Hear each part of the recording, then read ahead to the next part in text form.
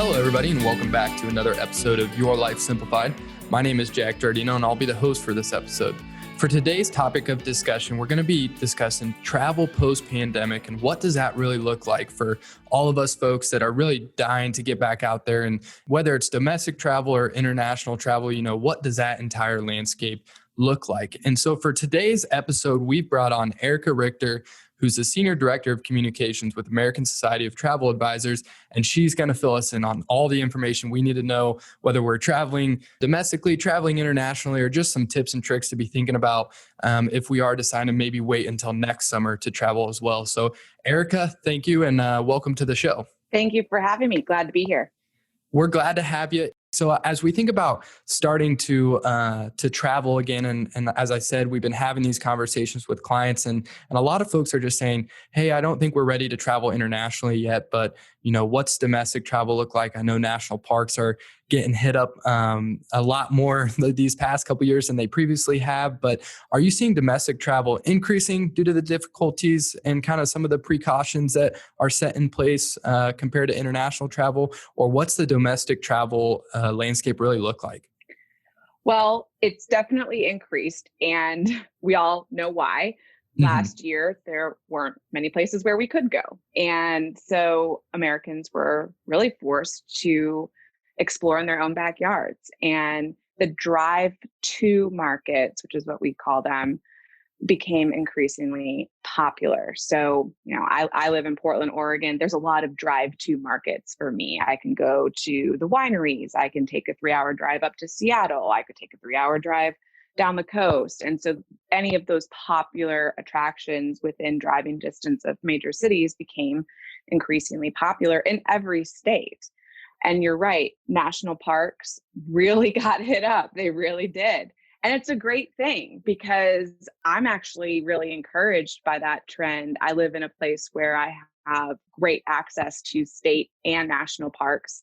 And I think a lot of Americans realized that they too also have access to many great state and national parks.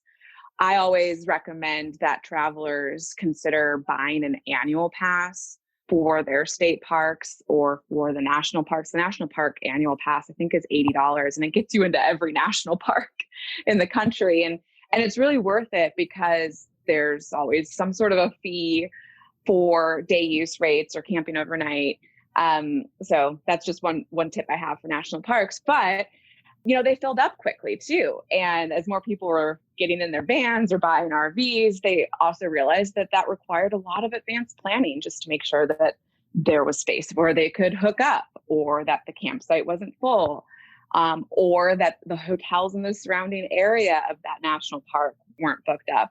And I think over last summer, a lot of travelers realized that even domestic trips require advanced planning. And so we saw a lot of things booking up, and with increased demand, there's a decrease in availability, and that's just kind of economics for you. But we're still seeing that this summer. The drive market, the summer road trip is still trending very high on everyone's list, and it will continue to throughout the year. And we're seeing that certain states that are typical top attractions, right? New York, Las Vegas, or Orlando, those are the top 3 domestic markets. And then you have LA and Chicago right under that.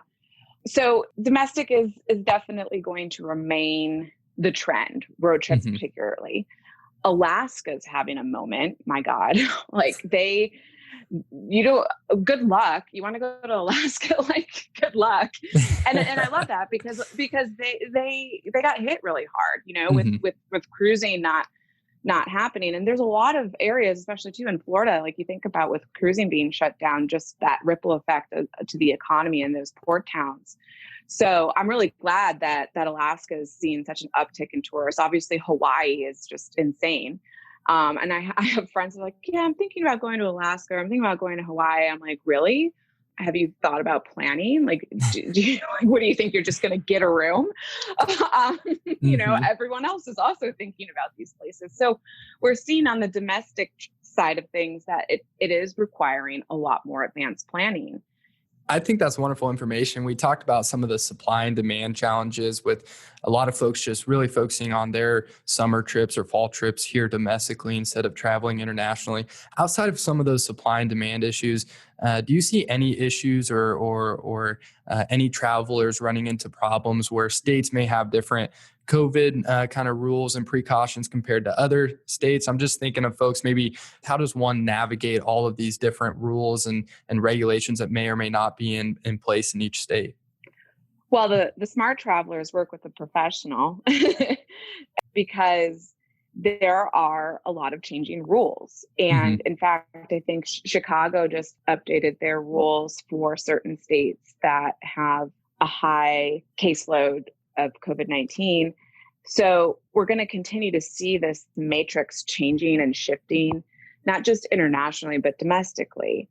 And so when you're working with somebody that knows what they're doing, they can keep track of that for you. But the advanced planning gets a little bit more complicated when you think about the type of experience you want to have. Hmm. So restaurants, are they at half capacity? Are they full capacity? Or, any of the attractions really, it requires a lot of research and patience and planning, because you have to think about what your own level of risk tolerance is and what your Hmm. own experience preference is. And that's really individual. So Hmm. it depends on the person and the family and how much time they have. And, if they're working remote or doing distance learning. So there's a lot of variables. It's just gone are the days of that last minute trip. It just doesn't exist anymore. Even domestic trips require a degree of planning in advance. And that's going to vary by individual. But when you're working with a professional, people are like, oh, well, do I need a travel agent? I'm doing a road trip. It's like, yeah, actually you do, because you Hmm. won't believe how many times, a hotel room isn't available, or, something changes on the road and you need some quick assistance.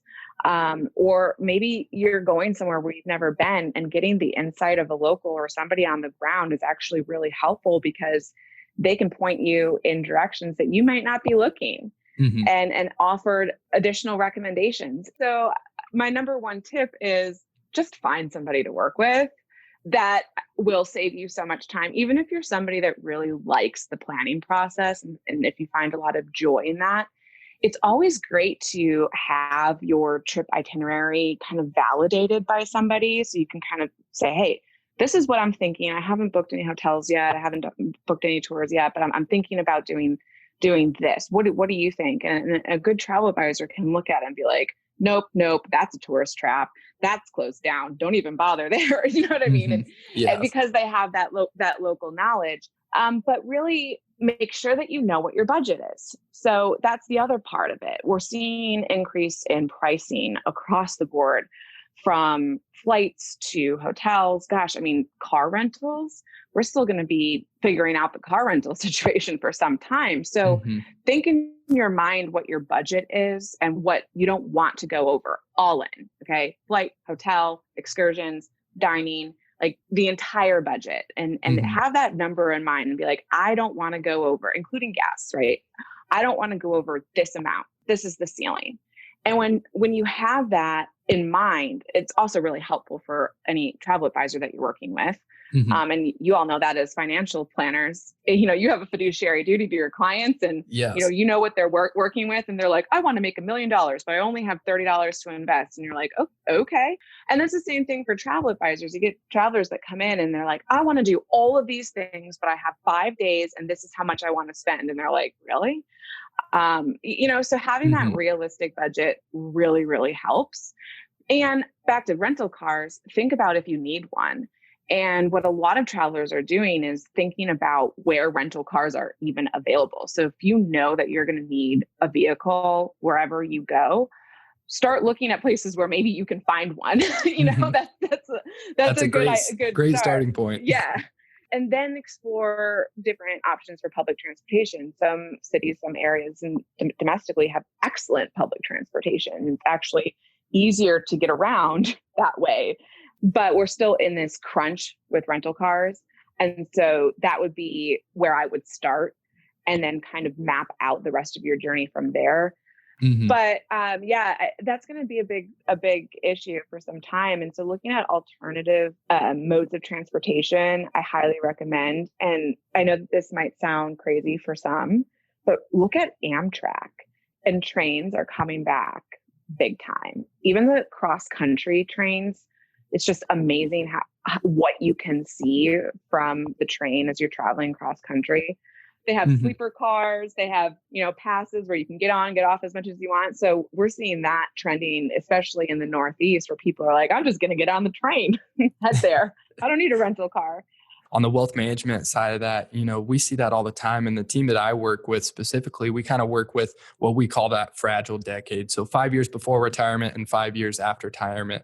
And these folks, they're asking those questions, this is what we want to do in retirement, maybe have a second home in Florida, or make sure we can take the kids on a Disney cruise every year, or the grandkids, and all of these different questions. And they kind of bring all that to us, and then we get to help them create the plan and help them achieve their goals. So I love the piece there where you talked about, hiring a professional and making sure that they can help you create that plan and then put that plan into place. So I love that piece there. But I think we have a wonderful understanding of the domestic travel landscape and what that looks like. So I'd like to kind of move on here to the international travel space. And I'll just start it off with a very simple question. What do those trends look like right now? And what are you seeing in the international travel space? Well, we're seeing that the desire to travel internationally is growing. We're at 33% agree that their desire to travel internationally is greater now than it was prior to the pandemic. And people are also telling us that it's more complicated, and that we sure know. And we're seeing that increase in people who are looking at complexity, even from April to June, or in January to June, even like back in January, 38% of people said it's more complicated. And now we're in June, as more borders are opening, and 43% of people are saying, yeah, no, it's really more complicated. So we're seeing that jump in all areas. And even with people who are more likely to use a travel advisor for international travel, in May of 2020, we asked travelers, if you're trying to navigate this complicated world of international travel, would you be more likely to use a travel advisor than you were in the past? Mm-hmm. And in May of 2020, 24% of people said, yeah. Quite the uptick. I think quite the uptick. And we're seeing this across the board. And what's happening is travelers are realizing that it's a patchwork system that's changing. It is very different than what I have experienced in the past with international travel. There is a lot more to consider.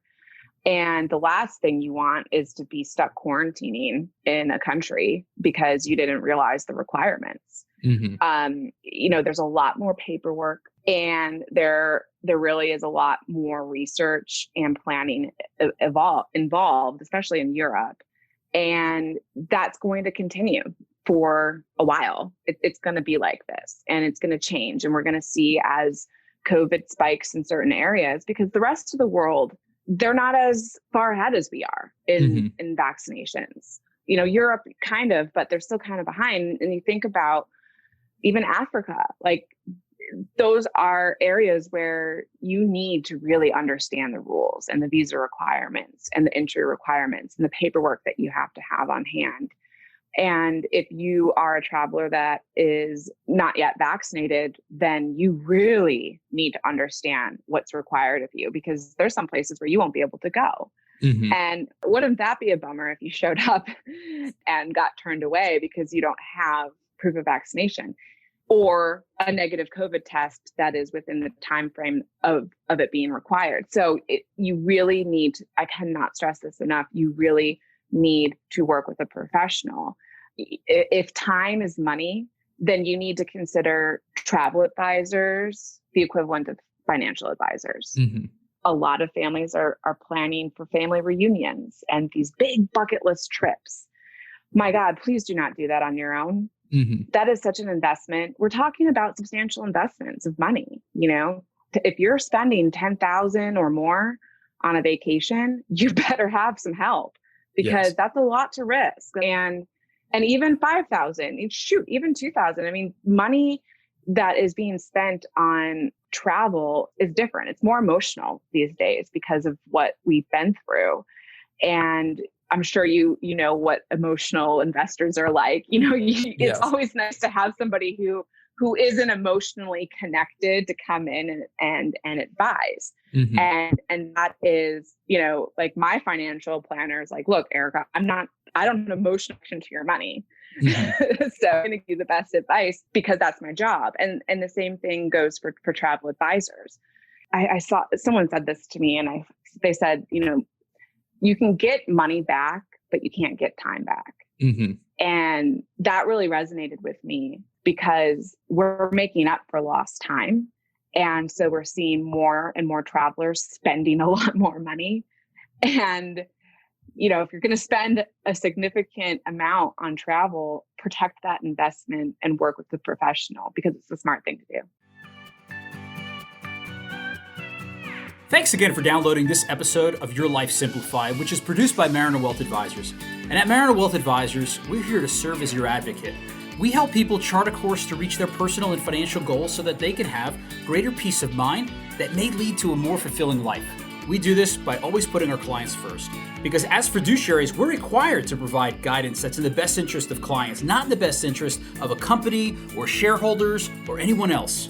So as you listen to this podcast and have questions about maybe your own financial situation, or would simply like a second opinion, or even you have an idea for a future podcast, please go ahead and email us at podcast@marinerwealthadvisors.com.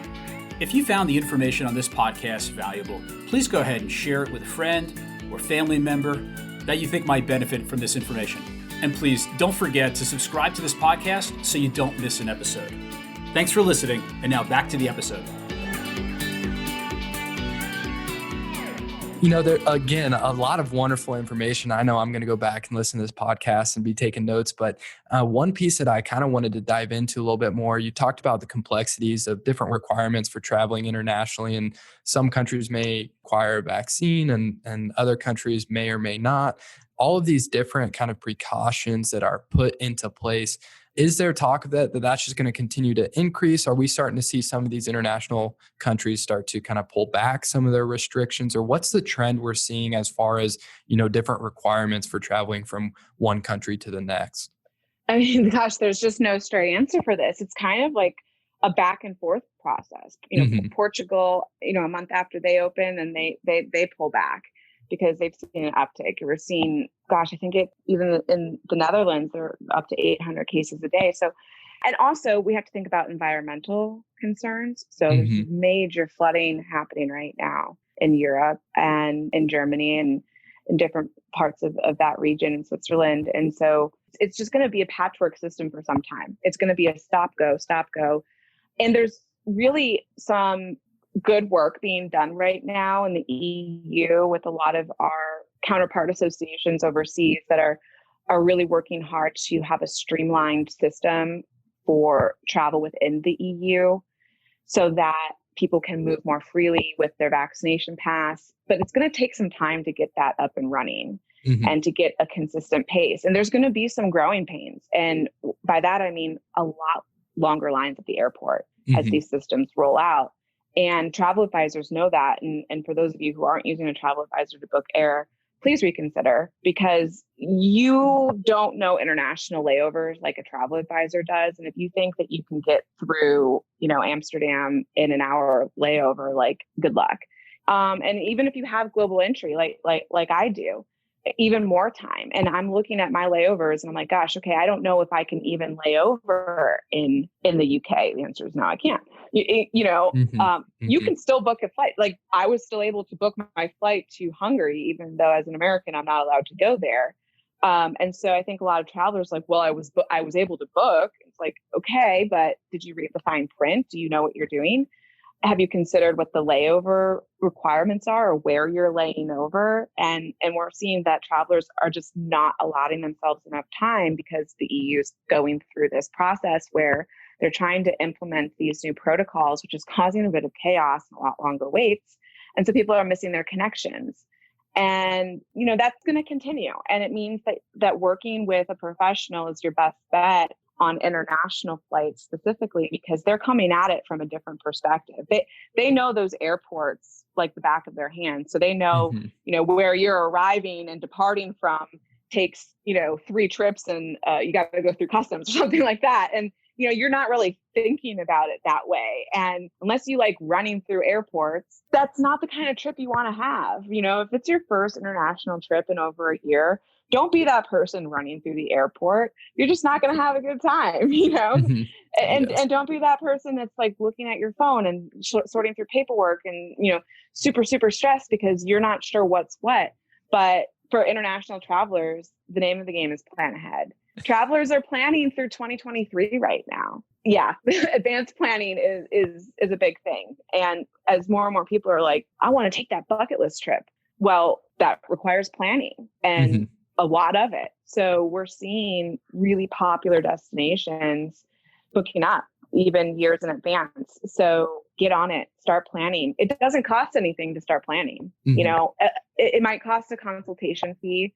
And that's the other thing I want to make sure that I say. If your travel advisor charges a consultation fee, don't blink an eye at that. That's their profession. If you cut your own hair, that's great. We all had to learn how to cut our own hair during the pandemic, but we don't recommend it. So if you're going to book your own travel, like, I don't know if it's going to be a good look, but if you have to, I guess. But those service fees come back to you 10 times over because oftentimes when you're working with a travel advisor, you're getting free perks like late checkout, $100 spa credit, free upgrade if it's available, free breakfast, free Wi-Fi. So you're getting all these free perks. And you also have the peace of mind of that person that you can call or email every step of the way. And those people can get you access to places where you can't go. You can't VIP yourself. But I mean, I guess you can try. I've tried. But, your Amex can only get you so many places. But a good travel advisor that knows a person who knows a person can really open doors for you, especially if you're working with an advisor that books a lot of business in a certain hotel or a certain region. Those hotel managers know that advisor because that advisor is bringing in a large volume of business. So if that hotel manager has to decide between moving heaven and earth for a client of a travel advisor and moving heaven and earth for somebody that booked online, where do you think they're going to put their attention? So, it's that high touch service that it might cost $50, it might cost $500. It really depends on the complexity of the trip and the research and all those things that are involved. But I really want to urge people to not think of it as a turnoff. Think of it as the fee for that professional service that you're getting and the value that it provides you. I wanted to kind of extend on one piece of information we were talking about there. You're discussing people are booking out all the way to 2023 and they're spending these large sums of money for that bucket list trip. There's all different types of insurance and trip insurance and this, that, and the other.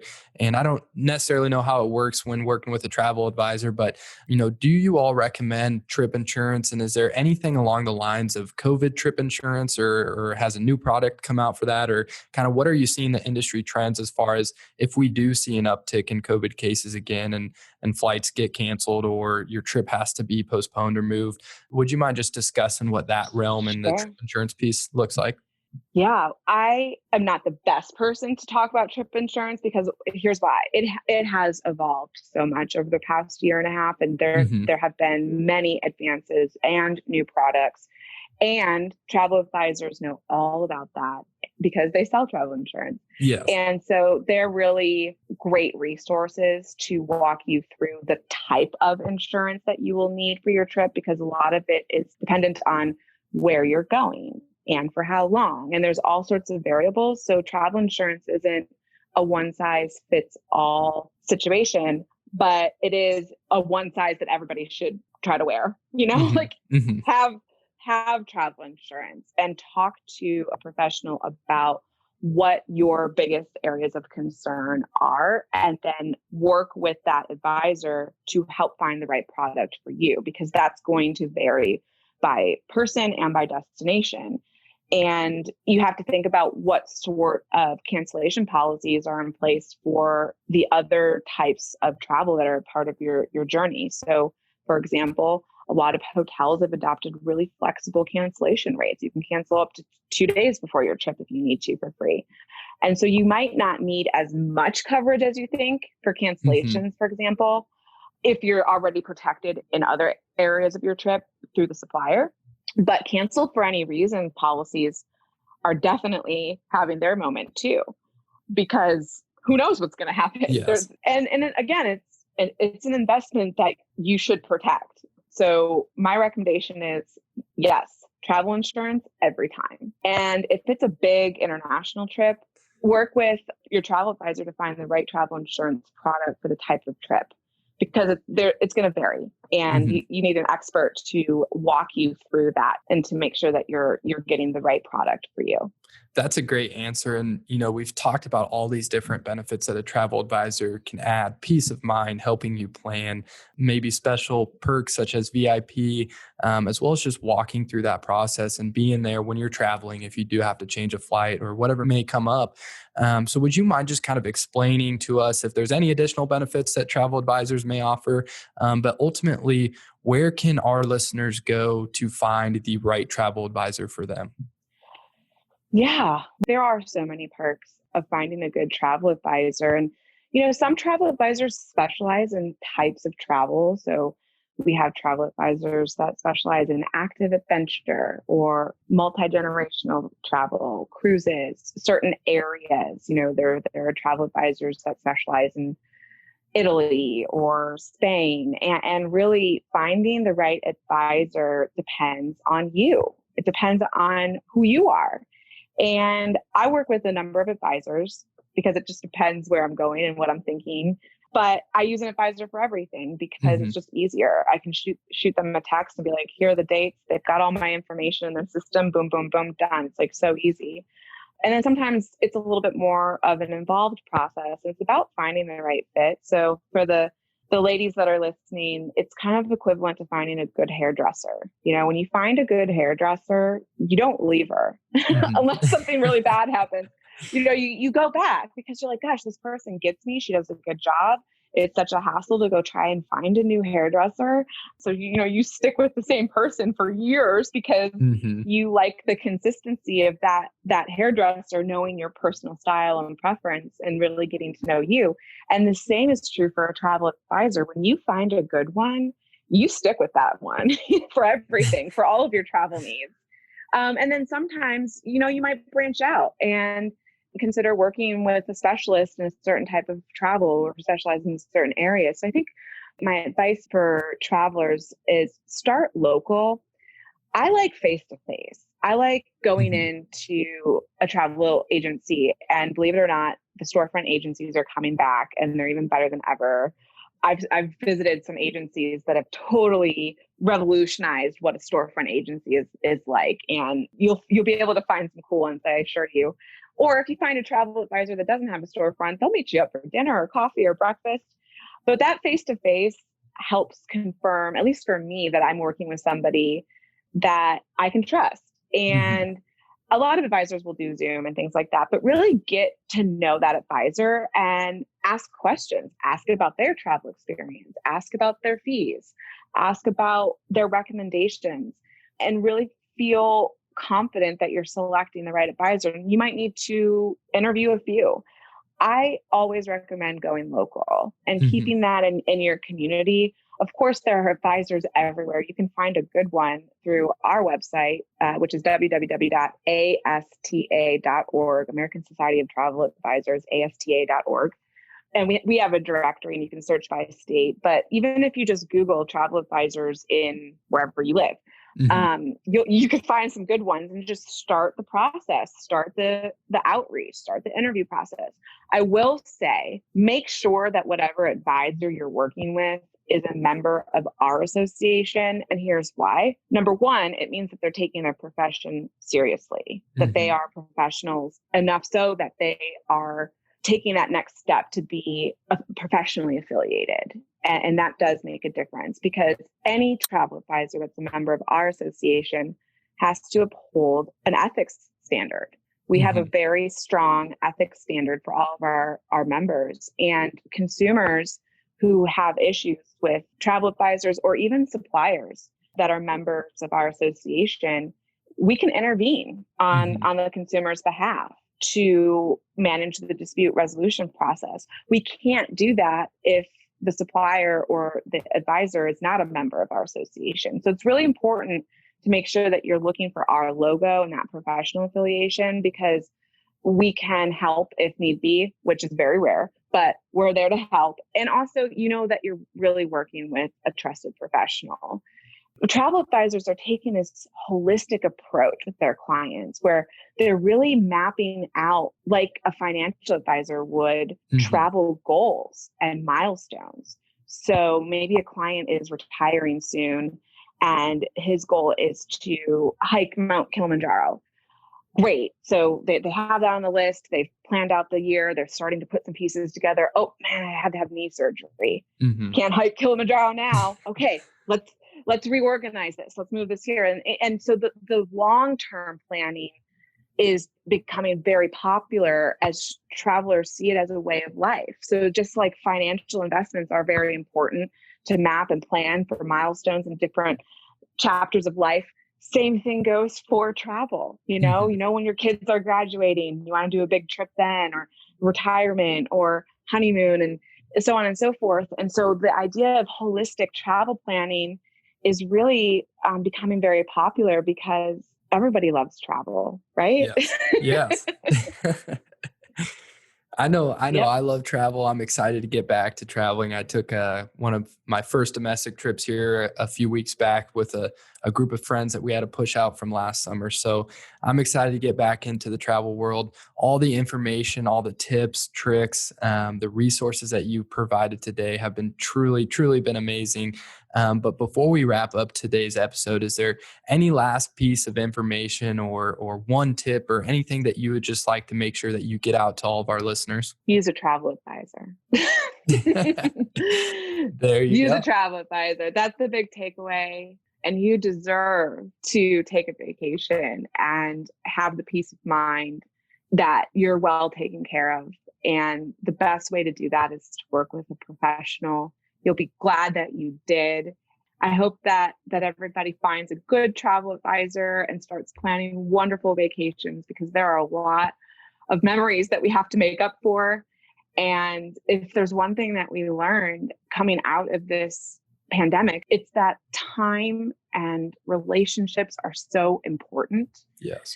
And travel is how we heal. It really is. I don't know about any of the listeners, but you've got me excited. I'm ready to go book a trip right now, find a travel advisor and get my next big trip booked. So again, Erika, I appreciate you taking the time to join today's episode of Your Life Simplified. And I just can't thank you enough. Thanks for taking the time to join the show. Thank you for having me. To all of our listeners, please feel free to share this podcast episode with any family, friends, or relatives that you believe would find this information valuable. As for any future content, questions, or ideas for the podcast, feel free to reach out to podcast@marinerwealthadvisors.com. And I appreciate you for tuning in to today's episode. Thank you.